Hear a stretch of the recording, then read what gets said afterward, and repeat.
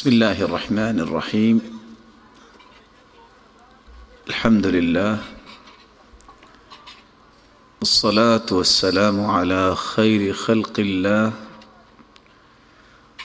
وعلى آله وصحبه ومن والاه، أما بعد، فأعوذ بالله من الشيطان الرجيم. بسم الله الرحمن الرحيم.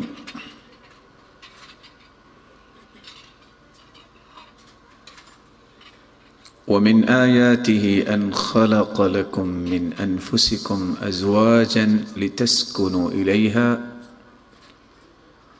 وجعل بينكم مودة ورحمة إن في ذلك لآيات لقوم يتفكرون. وقال عز من قائل: يا أيها الذين آمنوا اتقوا الله حق تقاته ولا تموتن إلا وأنتم مسلمون. لائق ست تکریم سامعین محترم، اللہ رب العزت نے انسان کو دو چیزوں کا مرکب بنایا ہے. ایک انسانی جسم ہے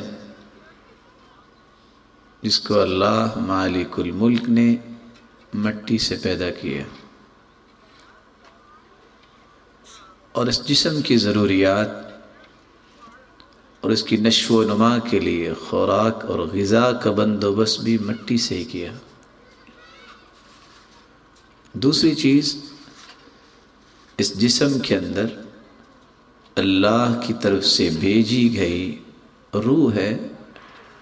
روح کو اللہ تعالیٰ نے آسمانوں سے بھجوایا، اور اس روح کی غذا اور خوراک کا بندوبست بھی اللہ نے آسمانوں سے ہی کیا.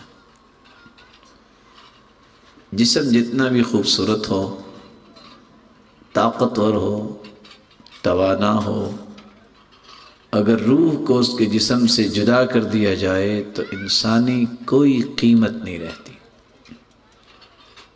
اس سے پتہ یہ چلا کہ انسانی زندگی کا تحقق روح کے ساتھ ہے.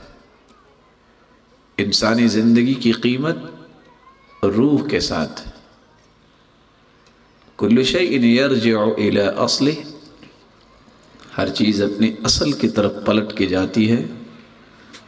مٹی سے بنایا گیا جسم واپس مٹی میں چلا جائے گا، اور یہ روح جو اللہ کی طرف سے آئی ہے، اگر اس کی نشو و نما مناسب طریقے سے کی گئی، اس کی غذا اس کو مہیا کی گئی، تو یہ روح واپس اللہ کی طرف ہی جائے گی، بلکہ ایک ایسا لبادہ اوڑھ کے جائے گی جس کے لیے آسمان کے دروازے کھول دیے جائیں گے، اور ہر دروازے پہ فرشتے سوال کریں گے: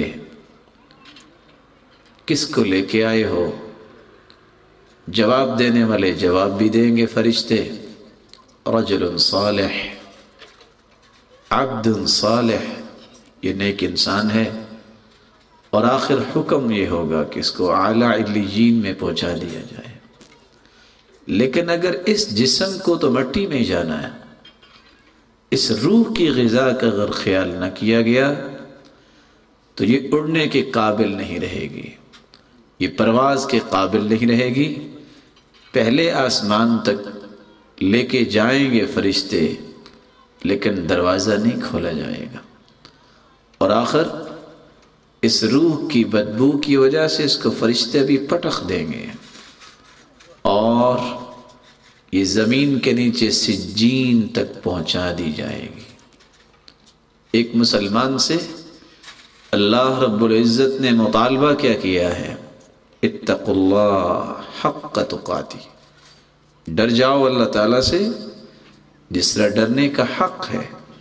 ولا تموتن الا وانتم مسلمون، اس وقت سے پہلے اپنے آپ کو اس انداز سے تیار کر لو کہ جب یہ موت کا وقت آئے، روح اور جسم کی جدائی اور افتراق کا وقت آئے، تو تمہاری خوبصورت کیفیت ہونی چاہیے، وہ اسلام کی کیفیت ہے اور ایمان کی کیفیت ہے۔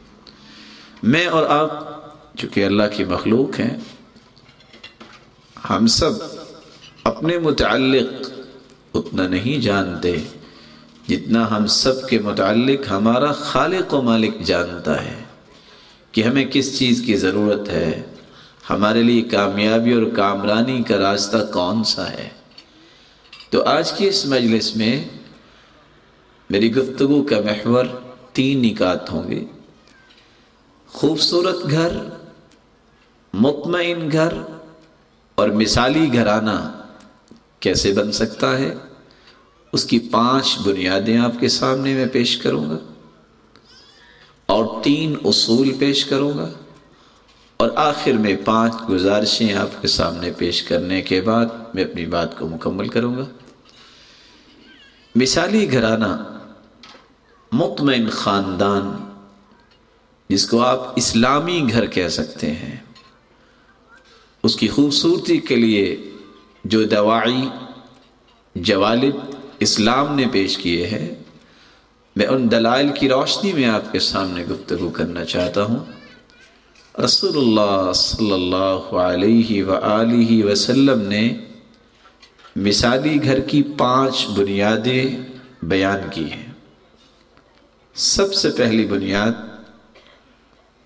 ابو ہریرہ رضی اللہ تعالی عنہ روایت کرتے ہیں، رسول اللہ صلی اللہ علیہ وسلم نے فرمایا، اذا اتاکم من ترضون دینہ وخلقہ فزوجوه الا تفعلوه تکن فتنة فی الارض وفساد عریض۔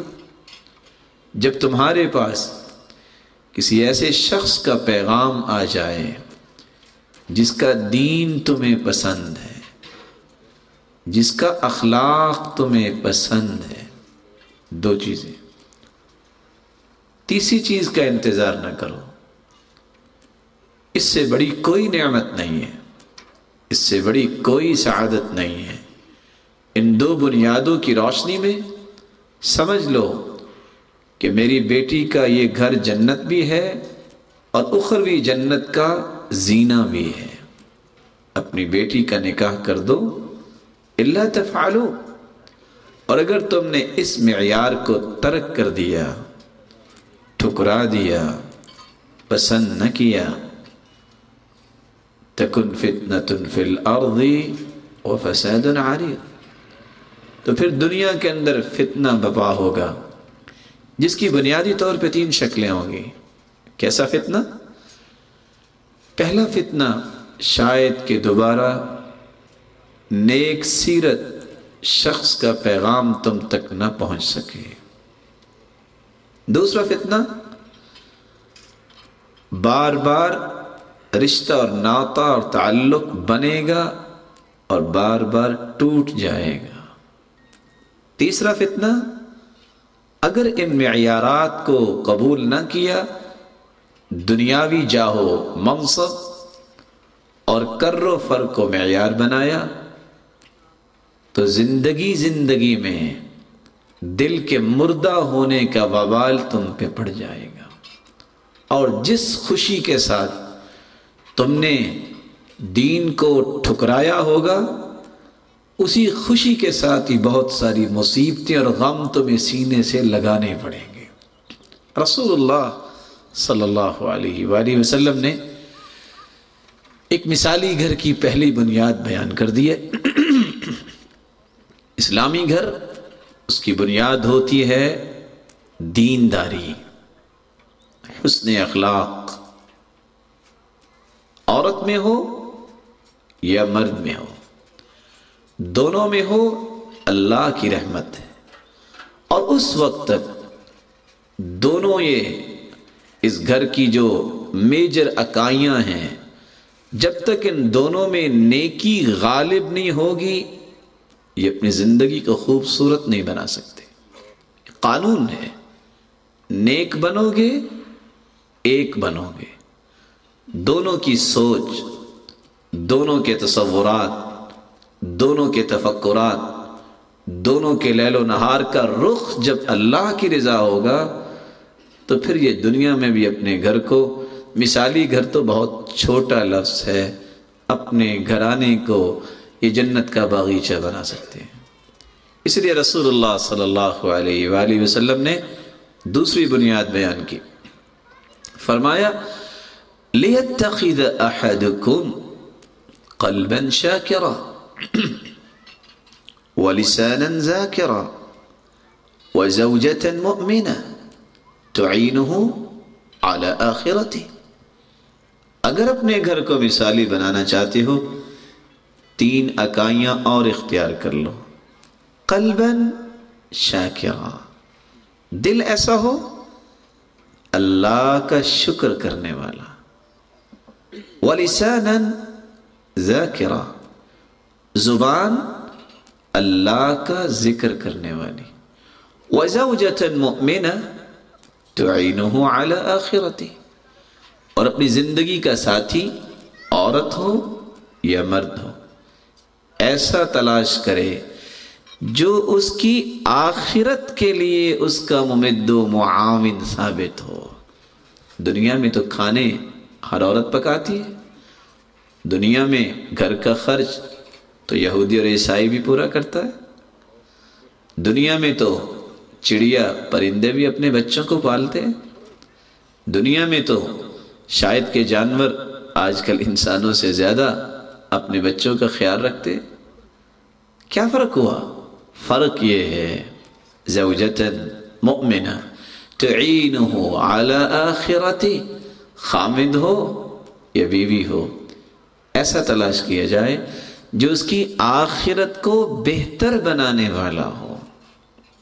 رسول اللہ صلی اللہ علیہ وآلہ وسلم نے تیسری بنیاد بیان کی، فرمایا الدنیا کلها متاع وخیر متاع الدنیا المرأة الصالحة، یہ ساری کی ساری دنیا مال و متاع ہے، لیکن اگر آپ یہ دیکھنا چاہیں کہ اس دنیا میں سب سے مہنگی چیز کیا ہے، سب سے ثمین چیز کیا ہے، غالی چیز کیا ہے، الدنیا کلها متاع وخیر متاع الدنیا المرأة الصالحة، سب سے مہنگی چیز نیک عورت ہے یا نیک خامد ہے۔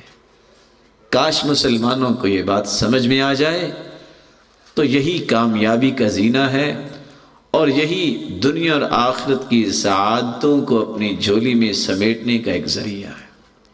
اس لیے رسول اللہ صلی اللہ علیہ وسلم نے فرمایا تنکح المرأة لأربع، لوگوں کے ہاں ویسے 4 چیزیں رائج ہیں کہ لوگ جب گھر آباد کرنا چاہتے ہیں تو 4 پہلوؤں پہ ان کی نظر ہوتی ہے۔ لمالها، فطرت کا تقاضا ہے، انسان خلق الرجل من الارض وجعل نهمته فيه، انسان کو مٹی سے پیدا کیا، اس کے تمام تصورات کا محور مٹی ہے، اس لیے زمین اور پراپرٹی کو یہ بہت پسند کرتا ہے۔ وَخُلِقَتِ الْمَرْأَةُ مِنَ الرَّجُلِ وَجُعِلَتْ نَهْمَتُهَا فِيهِ، اور آدم علیہ السلام کی بائیں پسلی سے حوا علیہ السلام کو پیدا کیا گیا اور اس کی خواہشات کا رخ اس کی طرف ہی ہے۔ رسول اللہ صلی اللہ علیہ وسلم فرماتے ہیں لوگ یا تو تعلق اور رشتہ اور ناطہ قائم کرتے ہیں مال کی وجہ سے، وَلِحَسَبِهَا، یا خاندان کی وجہ سے، وَلِجَمَالِهَا، یا کچھ کمزور لوگ جمال کو ہی سب کچھ سمجھتے ہیں، وَلِدِينِهَا، اور کچھ نیک بخت دین کو ہی مقدم کرتے ہیں، فَاظْفَرْ بِذَاتِ الدِّينِ تَرِبَتْ يَدَاكَ، مال کو بنیاد بنا کے گھر بنایا گیا کبھی امن اور چین نہیں لے سکتا۔ سبب کیا ہے؟